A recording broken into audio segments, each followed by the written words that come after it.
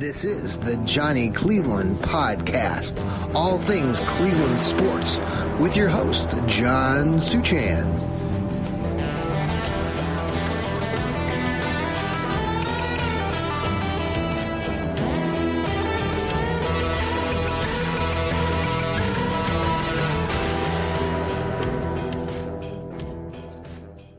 Well, good evening and welcome to another edition of the Johnny Cleveland Podcast. I'm your host, John Suchan, and welcome to a Monday night edition coming to you from the great state of Florida, as we've traveled down to Florida for the week at an undisclosed location. Give you a hint, it's between Pensacola and Panama City.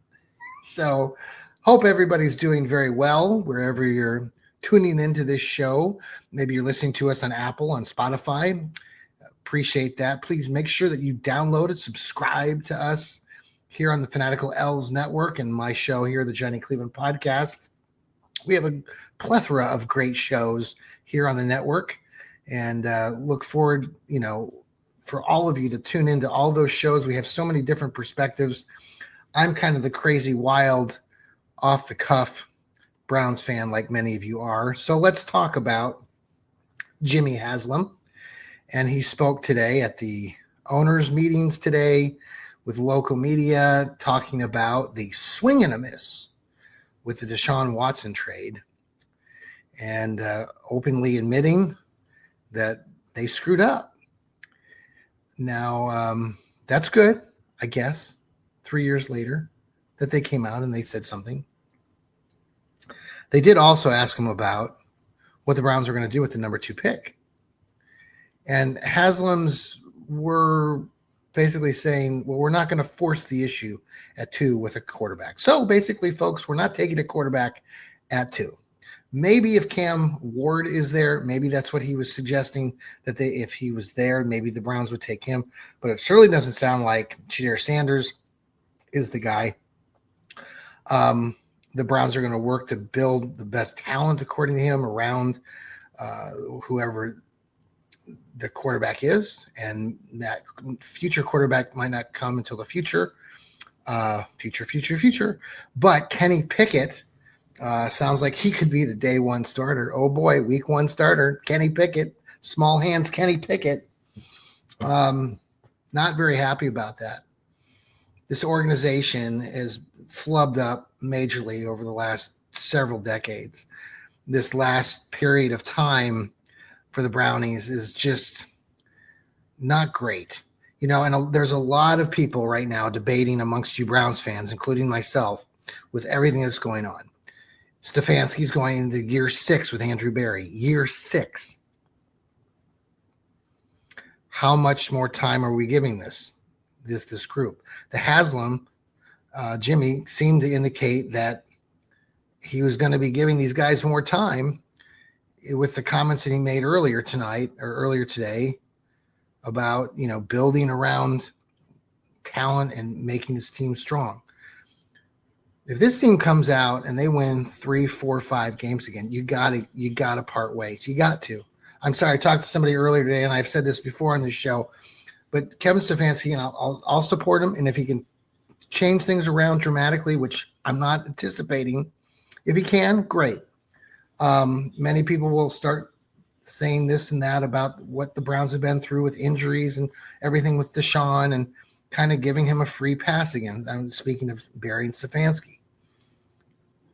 And it sounds, unfortunately, like the Haslams are doing the same thing. I know, folks, we want stability in this organization, and maybe I'm the off-the-cuff fan, but I'm a season ticket holder like many of you. I don't want to sit through another season of winning 4 or 5 games. Are you ready to do that? It's pretty dreary when you start thinking about that. Now, the draft is still several weeks away, and there's a lot to still debate. But I was talking to another colleague of mine earlier with Ethan Greenberg earlier, and I've said this before in the show, but I don't see Stefanski being any better than somebody like J.B. Bickerstaff was with the Cavs. What's happening with the Cavs this season? Oh, they got a new coach. That's right. Kenny Atkinson understands how to win games and take his team to the next level. And you knew that coming into the organization, his background with the Brooklyn Nets, I'm jumping the basketball here, and with the Golden State Warriors was exceptional. And you had that sense reading stuff about Kenny Atkinson and people that knew him that he could build a winner. JB Bickerstaff, his new team, JB Bickerstaff, got canned by the Cavs with the Detroit Pistons now. Yeah, they're winning some games. They've won 42 games, and they're doing better than they have in years. That's great. But JB Bickerstaff's not going to take that organization any further than the first round, maybe the second round. The same that he did with the Cavs. Unlike Kenny Atkinson, who can take this Cavalier team to a championship. By the way, JB Bickerstaff got canned or thrown out of the game for being an idiot. His team and the Memphis Grizzlies team got into a brawl, and JB got hot and bothered and got himself taken out of that game the other night. Way to go, JB. Way to represent. Now, I couldn't see Kevin Stefanski going that route, blowing up and acting stupid.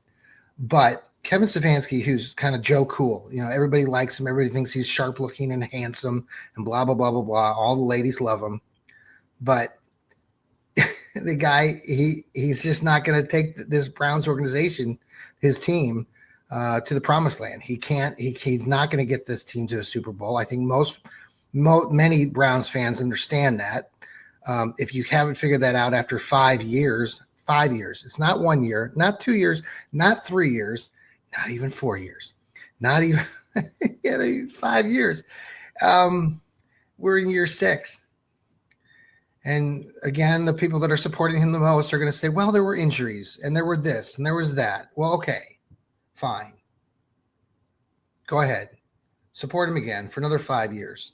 See where we're at another 5 years.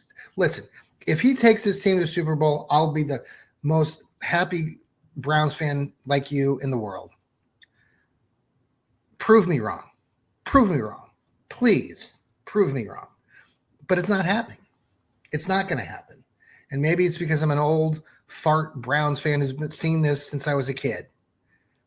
But there's nothing to get excited about with this team. The Browns have this big draft thing coming up. Journey concert, 6:00. I'll be there. Excited about that. Why are you inviting 40 or 50,000 Browns fans to a stadium to just pick or move down and take nobody? I mean, okay, you want Jackson Dart? Great.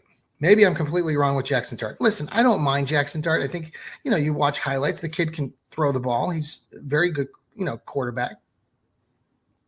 We haven't seen him, though, in the NFL. And I know, we're taking risks on any of these guys that we're looking at. I don't know. I mean, everybody's sold on wanting to take Abdul Carter or Travis Hunter. I mean, Abdul Carter's injured. He's skinny. I'm sure he'll get bigger, stronger. People say that he's a generational player. I mean, that term generational player gets thrown around so much now. It's just stupid. The Browns need to do a good job of drafting this draft. We all know that. We're all expecting that. Or I don't know if we're expecting that, but we know that they need to do it. So these comments from Haslam did not sit well. They've not sat well with me as I've pondered them over the last few hours. I don't know how you feel about it, but when Haslam is saying that they're not going to force the action at number 2, I mean, I know a lot of you Browns fans are in that category. You don't want the Browns to force the issue. You don't think that Shadir Sanders or Cam Ward are worthy of a 1 or 2 pick. You think that these guys suck. I get it. You think that they would go in the second, third, fourth round of a better draft of quarterbacks. Fine. We'll see what happens. Being the optimistic, not Browns fan that we all are not optimistic. Shadir Sanders and Cam Ward will probably knock it out of the park. They'll swing for the fences and they'll hit a home run with whatever team that they go to, because that's what happens, right? As Browns fans, we'll see. There's a lot coming up here in the next 4 or 5 seasons for the Brownies. They have a stadium that they're looking at building, a new dome stadium. That information looks like there's some stuff going on at the state level to give the Browns some additional funding for this new stadium. Now that's exciting. It was interesting listening to some other people. I think the Kelce's, who Travis Kelce and his brother, retired player from Philly, were talking about the dome and not the dome, and they're anti-dome fans. They and I know many of you are anti-dome fans, and you don't like the Haslams, and you think that the Browns are stupid for trying to build a dome in a cold winter city like Cleveland, that we're supposed to have, the weather should play a factor in helping the Browns win games. It hasn't won the Browns many games. I always go back to those games back. There's been so many examples, but like a couple years ago when Deshaun Watson was still playing for the Browns, and they played that game here in Cleveland against the New Orleans Saints, and it was damn cold, and it was snowy and icy, and the Browns lost to a team that plays in a dome regularly. So the home field advantage and taking advantage of the weather has never really helped the Browns that much. There have been a few occasions. Go back this past season, obviously against the Steelers. They won the Snow Globe Bowl again with Jameis Winston being a hero. Jameis Winston is now gone. He's in New York. So there goes another free agent quarterback. So we got Kenny Pickett and maybe Dart, maybe Milroy from Alabama.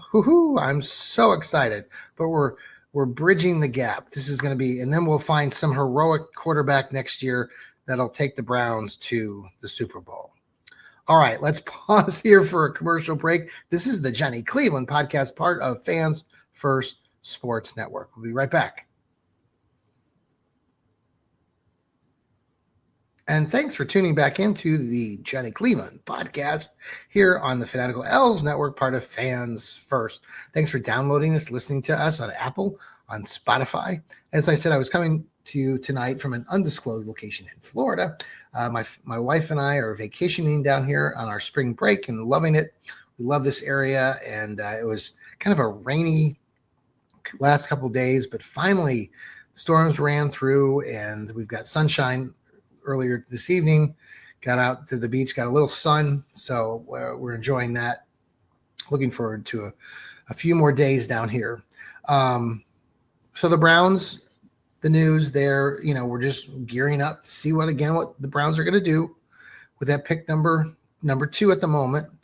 I just get this bad feeling again, not a bad feeling, but it's probably what's going to happen. The Browns are going to trade down, and we'll see what happens. If they can get, I know some of you are, say, okay, well, they can move down and still get maybe drafted in the top 5, top 8. That would still be a really good player there. Yeah, there should be. But, I've said this before. I'm high on both Cam Ward and Shadir Sanders. I think either one of them could make the Browns a winning organization again, kind of like Baker Mayfield did back in the day. Now, Baker Mayfield's moved on, and I'm not going back in time and trying to change history like some people might want to say that we're revisionists. We're not revisionists, but at least the Haslams came forward and said that they swung and they missed. I wrote about this with Dog Pound Daily when I was writing for them a couple of years ago. The Browns made a deal with the devil, and the Haslams made that deal. So at least they know that they were wrong making that deal with the devil. And we'll see what happens. Maybe this will clear the air. Maybe the Browns will feel relieved now that they don't have Ward to worry, or not Ward, but Deshaun Watson to worry about. So we'll see. The Cavaliers won the other night, and they hold a 4.5 game lead over the Boston Celtics, the stupid Celtics. They have 7 games left in the season. Boston's coming on strong. They're the champions, and the Cavaliers are going to have to go through Boston to get to that championship series if they want to get there. I think the Cavaliers are kind of playing out this string of the season. They know it's important, but they have had such a tremendous year. They've won 60 games, 15 losses. I think I read this is the first time they've done that since the LeBron teams way back when. And so these are some significant upgrades with what the Cavaliers are doing. I know some of you are worried that the Cavaliers are really struggling, and can they hold off Boston? I'm going to drink my Diet Coke here. Certainly hope so, but I don't get the stressors that I did when it was a JB Bickerstaff team. If you recall, the Cavs have been in some positions over the last couple of seasons, going back, 3 years? I think they had a healthy they were a number one seed in the East 3 years ago. 2 years ago, they were, I don't know, up 4 or 5 games then. But JB Bickerstaff was the coach, and they completely collapsed. The Cavs team's not collapsing. This Cavs team has so many weapons. Jarrett Allen's been playing out of his mind. Evan Mobley, Darius Garland, Donovan Mitchell. My God, my man, Dean Wade with the slam dunk. Now, I know it was a loss the other night, but man, see Dean take the ball on a steal and go half the court and then jam it home. That was some sweet stuff for Dean, my man, Dean Wade. So congratulations to him. So the Cavs are playing well, but they've got Boston in the rearview mirror coming on strong. But it makes for good TV, makes for good basketball. The ESPNs, the national pundits, they love it because they could care less about Cleveland. They love the big markets and the teams like the Celtics, even though they suck. So we'll see how the Cavs do. I've been talking to some other friends of mine about this. What would be considered a good season for me? Look, winning the championship would be great. Winning the championship would be great. Do I think the Cavs are going to do it this year? No. Do I think the Cavs can get to a championship series? Yes. Do I think they're going to do it? 50-50. I think this Cavs team certainly will get to the Eastern Conference Championship, where they're going to play Boston. What happens in that series? Yes, they can beat Boston. They've shown that they can beat Boston, but we'll see. With that being said, this Cavs team is so good, and it's only going to get stronger as they continue to compete. And I don't see that changing, building into like a next season or even the season beyond that. So I think this is a long-term deal where the Cavs are going to be competing to get to that championship and winning that championship under Kenny Atkinson's coaching abilities. So this is not a JB Bickerstaff team. Thank God. Thank God. I was not surprised at all with that brawl the other night. Totally was not surprised. Now, I will say this, Memphis, they're a bunch of dirty, cowardly players on that team. They should be a hockey team. They're just out for blood. They don't care about basketball. It's all about intimidation. And I'm talking about Memphis, not Pistons. And if you see what happened, it kind of led up to that. It was the Memphis stupid-ass player who was being a jerk to the Pistons player that led to some of the things that happened later. So I'm not totally blaming JB and the Pistons here. Obviously, Memphis had a lot to do with it. They're one of the dirtiest teams. They are the dirtiest team in the NBA. So outside of maybe the Celtics and the stupid Celtics. Anyway, so we'll see what happens. But Cavs are doing good. We like that. The Guardians off to a good start. They played the Kansas City Chiefs. No, not the Kansas City Chiefs. The Kansas City Royals. Duh. So they won one, lost one, and then I think they won again.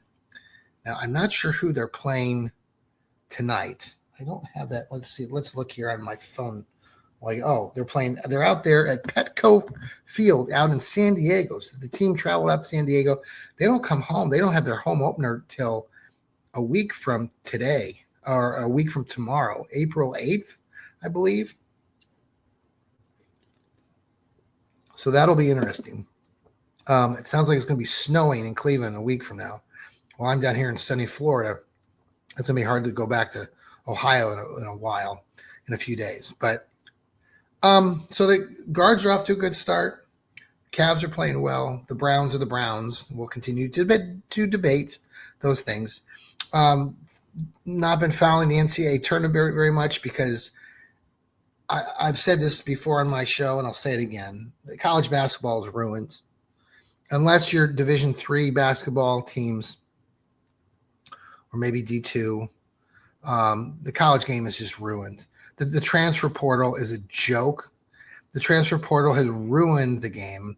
The NIL, the numbers, the money is ruined the game. It's just terrible, especially on the men's side of the basketball games. There's no competition. There's just the top 4 seeds in this tournament, and it's boring basketball. And unless you are a fan of specifically of those teams, like Duke or like Florida or like Houston, no one could care less. I would say I'm going to love to see what the numbers are like when they come out, because I don't know anybody that's actually watching these games constantly. The bracket didn't mean anything to anybody because there were no Cinderellas, and it's because all the good teams are handing out money and all sorts of fun things to these players, and the rich get richer and the poor get poorer, and that's what we're seeing across the globe. But when it comes to NCAA basketball right now, you're definitely seeing that. It's pretty depressing. The women's game, again, that side of the game, it's not as prevalent, but the good teams are always there still. Do want to give a shout out to the Buffalo Bulls, the women's basketball team, who my daughter used to play for their team back in the day. That group has actually made it to the WNIT semifinal, the Fab Four, they call them. You have the NCAA tournament, right, that takes like the first 68 women's teams. Then you have this new, the WBI or WBI tournament that takes like the first 16 out, or actually no, it's the 32. So there's about 100 teams. And then now the WNIT is like the third tournament, so it's not as prestigious as these first two. But the Buffalo Bulls have done a really good job representing the MAC. They've rolled through all these teams. But here's the thing. Buffalo played Rutgers they called it an Elite 8 game. And Rutgers, coming into the game, they had 13 wins and 19 losses. They're from the Big Ten. And somehow they got invited to the WNIT. And they had only won like 10 games all season. What an embarrassment to bring in, these teams that are sub 500. It just doesn't make any sense. And, Buffalo beat a Big Ten team. And listen, these MAC teams, I've gone back a decade. My daughter's team, Buffalo, there was another team back then, Central Michigan, beat Ohio. The Central Michigan beat the Ohio State back in the day, back in 2018. You can go look it up. So MAC teams, especially on the women's side, they have every opportunity, and the men's side, of beating these teams in the Big Ten. And these teams are getting watered down because there's just this transfer portal, and it just blows my mind the number of players that are just transferring. Indiana, back on the men's side of the game, the entire Indiana basketball team is gone. They've all transferred out. It's just crazy. There's no commitment by players or coaches or anything, and it's just the whole game is just a joke. Fans of these teams and these towns, they try to follow them and be fans, but it's hard to do that when every single season the players are changing, and it's getting worse in football. Obviously, you have to relearn who all these players are, and by the time you learn who they are, the season's over, and then they'll transfer out. The idea that you're giving these kids these outs to transfer at will, and then giving them this plethora of money is just a joke. It's made for a sad state of affairs, and it's very.